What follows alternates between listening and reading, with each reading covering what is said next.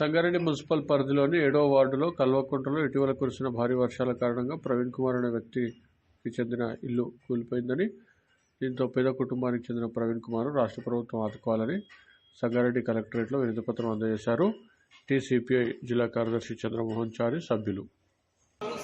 భారీ వర్షాలకు ఇక్కడ సంగారెడ్డి కానీ సంగారెడ్డి మండలంలో కానీ సంగారెడ్డి పట్టణం ఉన్నటువంటి 7వ వార్డు కల్వకుంట నివాసం ఉన్నటువంటి ప్రవీణ్ కుమార్ గారి ఇల్లు మన గత 40 సంవత్సరాలు నిర్మించడం జరిగింది. వాళ్ళ నాన్నగారి ఆధ్వర్యంలో నిర్మించడం జరిగింది. ఆ పెంకుటిల్లు అప్పటి నుంచి గత 2 సంవత్సరాల నుంచి అది తడుచుకుంటూ మొన్న 2 తారీఖు రోజు యుగాలు అవి మట్టి కూలిపోయి కింద పడి ఈరోజు వారికి మొత్తం ప్రాణాపాయం తప్పింది.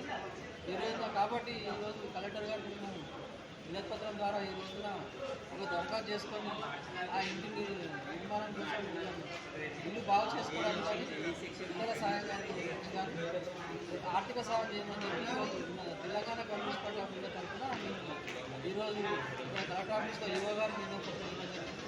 కాబట్టి మన ప్రవీణ్ గారి కుటుంబానికి న్యాయం చేయాలని చెప్పేసి ఆర్థిక సాయం చేయాలని Telangana communist party of India తరఫున జై తెలంగాణ, జై తెలంగాణ, జై తెలంగాణ.